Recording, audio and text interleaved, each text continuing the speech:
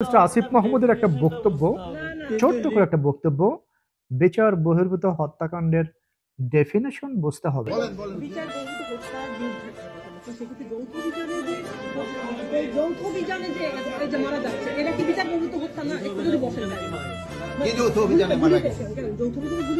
এইটা তো না না, এটা যৌথ অভিযানে মারা গেছেন, এটা যৌথ অভিযানে তো মারা যায়।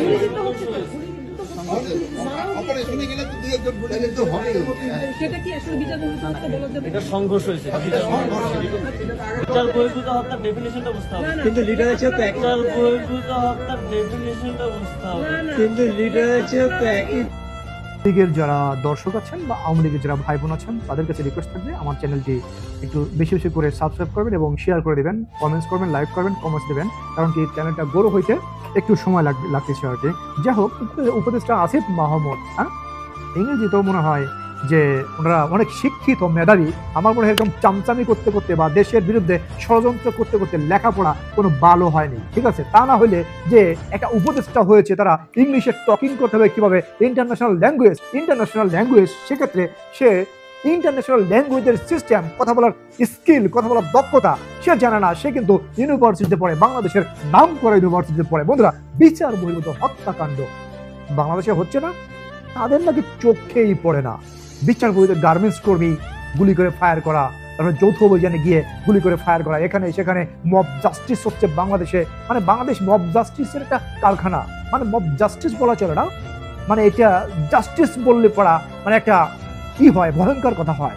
নো জাস্টিস, হ্যাঁ, there is no justice at all, মানে 0% অলসো জাস্টিস এখানে নাই। মানে কি বলবো, যে মানে আইন নিজের হাতে তুলে নেওয়া বাংলাদেশে অহরহ আমরা দেখতে পাচ্ছি। কিন্তু এই উপদেষ্টারা বলে, হ্যাঁ, এই স্বরাষ্ট্র উপদেষ্টা এবং এই মানে যুব ক্রীড়া উপদেষ্টা আসিফ মাহমুদ, যার বয়স নাকি 26 বছর, তারা কোনো কিছুই দেখতে পায় না। এগুলো নাকি মানে এখন কি বলতেছে তারা, যে সংঘর্ষে কোনো জায়গায় অভিযানে গেলে সংঘর্ষ হবে, সেখানে তো দু একটা লাশ পড়বেই। নিজের হলে পাড়া লাগলে ব্যথায়, কিন্তু অন্যর হলে যদি পাড়া লাগে তুলে লাগে না। হ্যাঁ, এখন বাংলাদেশে বিচার বহির্ভূত যে হত্যাকাণ্ড হচ্ছে সেগুলোকে কি করতেছে তারা ডাইভার্ট করে, তারা এগুলো চলমান প্রসেস, মানে এই হত্যাকাণ্ড বাংলাদেশে জায়েজ আছে, তাদের তাদের টার্মে বা তাদের সময়ে যে হত্যাকাণ্ড হচ্ছে সেই হত্যাকাণ্ডগুলো জায়েজ আছে, হত্যাকাণ্ডের জায়েজ আছে। এখন তারা বৈষম্য বিরোধী, মানে বৈষম্য থাকবে না, বাংলাদেশে কোনো বৈষম্যই রাখবে না, সংস্কার চলছে, চরমভাবে সংস্কার চলছে বাংলাদেশে। আরে সংস্কার দেখে বাংলাদেশের মানুষ তো এখন মনে করেন যে মোছে তেল দিচ্ছে। আরে কপাল, বাংলাদেশে কোনো মানে দুর্নীতি আর থাকবে না। বাংলাদেশ এখন আমেরিকা হয়ে যাবে, বা বাংলাদেশ সেই হয়ে যাবে, মানে সিঙ্গাপুর হয়ে যাবে। বাংলাদেশের মানুষ খুব উদ্বিগ্ন। কিন্তু সত্য কথা হলো কি, যে এই যে দখলদার সরকার যারা বর্তমান বাংলাদেশ দখল করেছে, প্রায় 2 মাস হয়ে গেল, এই 2 মাসে তারা কোনো কিছুই অ্যাচিভ করতে পারে নাই। ভবিষ্যতে যে কিছু অ্যাচিভ করতে পারবে এটাও বাংলাদেশের মানুষ বিশ্বাস করে না। তাদেরকে বাংলাদেশের মানুষ মানে ঘৃণা ভরে প্রত্যাখ্যান করেছে। হ্যাঁ, বাংলাদেশের সব সেক্টরের মানুষ, নট অনলি রাজনৈতিক ব্যক্তিবর্গ। আমরা দেখতে পাচ্ছি রাজনৈতিক ব্যক্তিবর্গ অনেকে আছে যারা একত্র হচ্ছে, হ্যাঁ, এদের বিরুদ্ধে আন্দোলন গড়ে তোলার জন্য, মানে এদেরকে টেনে হেসড়ে নামানোর জন্য। শোনেন, ওই যে মায়ানমারের একজন ছিল না, আং সাং সুচি, তিনিও কিন্তু নোবেল লরিয়ার্ড ছিল। হ্যাঁ, তার নোবেল কিন্তু সেই নোবেল সংস্থা তারা কিন্তু রিটার্ন নিয়েছে। এই যে ডক্টর ইউনূস, আমেরিকার দালাল, দখলদার সরকার, বর্তমান যে দখলদার সরকারের যে সরকার প্রধান আছে সে আমেরিকার দালাল। এটাকে আমেরিকার দালাল কিন্তু বলাই চলে। এটা আপনি দেখবেন বাংলাদেশে কিছুদিন পরে সমকামিতার জন্য আন্দোলন হচ্ছে। কথাটা লিখে রাখেন, সমকামিতার জন্য আন্দোলন হবে বাংলাদেশে। যে সমকামিতা, যে আমরা আমাদের ইচ্ছা মতো আমরা পুরুষে বা না মহিলায় যা কাম করবো, সেটা আমাদের লাইসেন্স দেন, ঠিক আছে? কারণ কি, ওরা কিন্তু সমকামী সাপোর্ট করে। আর আমরা তো 40 দিন লাগে নাই, 7 দিনের মাথায় আমরা মাশাআল্লাহ ট্রান্সজেন্ডার, সুদ, পশ্চিমাদের দাস, এমন কিছু মানুষকে আমরা আমাদের মাথার উপরে নিয়ে চলে আসলাম। তোহা মোহাম্মদ আদনান, উনি কথাটা যে বলেছে একটু বুঝতে হবে যে উনি কি কথা বলেছে, ঠিক আছে? এই কথার ভিতরে কিন্তু অনেক আছে, মাইর প্লেস আছে, বা কথা কিন্তু অনেক বোঝার অনেক কিছু আছে, ঠিক আছে?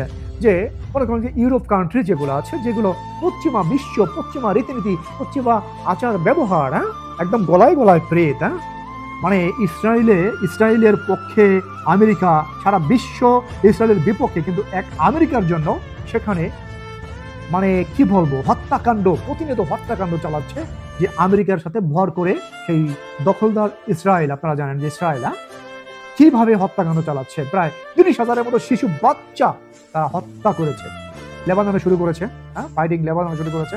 সেই কার হাত ধরে, মানে দাদার জোর আছে, সেই আমেরিকার জোর আছে, আবার আমাদের দেশের সেই উপদেষ্টা, প্রধান উপদেষ্টা, সেই আমেরিকার দালাল, হ্যাঁ, দেখলাম কি যে মানে ইসে গিয়ে জাতিসংঘ গিয়ে একদম গলায় গলায় ফিরিয়ে একদম গলা ধরেছে, বন্ধু, মানে এর চেয়ে বন্ধু আমার মনে হয় যে সারা বিশ্বে মানে বাংলাদেশের মতো বন্ধু আমেরিকার আর কেউ নাই বর্তমান। মানে এমন পীড়িত দেখাইলো। বন্ধুরা, বর্তমান বাংলাদেশে আপনাদের কথা মতো বাংলাদেশের শাসন ব্যবস্থা কেমন, বাংলাদেশের পরিস্থিতি, স্বাভাবিক পরিস্থিতি কেমন, বাংলাদেশের বর্তমান মানুষের মানে ভিতরে যে সরকারকে নিয়ে একটা আশা ছিল, সেই আশার প্রতিফলন মানুষ কতটুকু দেখতে পাচ্ছে, আর বাংলাদেশের বর্তমান রাজনৈতিক পরিস্থিতি কেমন, সার্বিক পরিস্থিতি কেমন, বাংলাদেশের বর্তমান সার্বিক পরিস্থিতি। আপনি যদি মানে একজন আওয়ামী লীগ হন বা বিএনপি হন বা জামাত শিবির যেই হন না কেন, একটা মিডল ম্যান হয়ে আপনি বলুন তো যে বাংলাদেশের বর্তমান অবস্থা কেমন। এটা আমার কাছে মনে হচ্ছে মানে এই অবস্থা বাংলাদেশে আমার মনে হয় বিগত 16 বছরে একজনও দেখে নেই, 16-17 বছরে আওয়ামী লীগের আমলে একজনও দেখে নেই। হ্যাঁ, বাংলাদেশের যে বর্তমান যে লাজুক অবস্থা, বর্তমান যে করুণ অবস্থা, মানে মানবাধিকার সম্পূর্ণভাবে লঙ্ঘন হচ্ছে বর্তমান বাংলাদেশে, সম্পূর্ণভাবে বাংলাদেশে মানবাধিকার লঙ্ঘন হচ্ছে, ঠিক আছে? মানে কি বলবো, এটা যেন হরিণ লুট হয়ে গেছে বাংলাদেশে বর্তমান। হ্যাঁ, যার তার বাড়ি আগুন দিয়ে পুড়িয়ে দিচ্ছে, মানে আইন নিজের হাতে তুলে নিয়ে কিছু সন্ত্রাসী লোকজন তাদের এলাকায় খবরদারি জারি করতেছে, বিভিন্নভাবে তারা বিভিন্ন বেকায়দায় ফেলাচ্ছে আওয়ামী লীগপন্থী ভাই বোনদের বা আওয়ামী লীগপন্থী সাপোর্টারদের সবাই একদম তীব্র নিন্দা এবং প্রতিবাদ জানায়। এই দখলদার সরকার আইনের শাসন বাংলাদেশের মানুষদের এখনো পর্যন্ত আইনের শাসন দিতে পারে না। এই যে সেনাবাহিনী কি 144 ধারা জারি করেছে, সেই পাহাড়ে যে 144 ধারা জারি, চট্টগ্রাম কক্সবাজার সেই মানে 144 ধারা জারি করেছে, কিন্তু সেই কোনো কাজ হচ্ছে না। হ্যাঁ, কোনো কাজ হচ্ছে না। তারা কি করে 144 ধারা জারি করায়, মানে তাদের কথা শোনে না, কেন শোনে না? আমার কথা হলো কি, একটা দেশের সরকারের কথা শুনবে মানুষ, শুনতে বাধ্য থাকবে সে যদি মানুষের কথা বুঝতে পারে। মানুষ কেন মানুষের কথা শুনবে না? প্রশাসনের কথা কেন উক্ত দেশের মানুষ শুনবে না? আপনারা দেখেন বাংলাদেশের প্রতিটা জায়গাটা বিশৃঙ্খলময় পরিস্থিতির সৃষ্টি হয়েছে প্রতিটা জায়গায়। এমন অবস্থা থেকে বাংলাদেশ মুক্তি চায়, বাংলাদেশের মানুষ মুক্তি চায়। প্রিয় বন্ধুরা, এই ভিডিওতে আজকে এই পর্যন্তই। পরবর্তী ভিডিওতে অন্য একটা বিষয় নিয়ে আপনাদের সামনে হাজির হয়ে যাব। সে পর্যন্ত সবাই ভালো থাকবেন। আসসালামু আলাইকুম।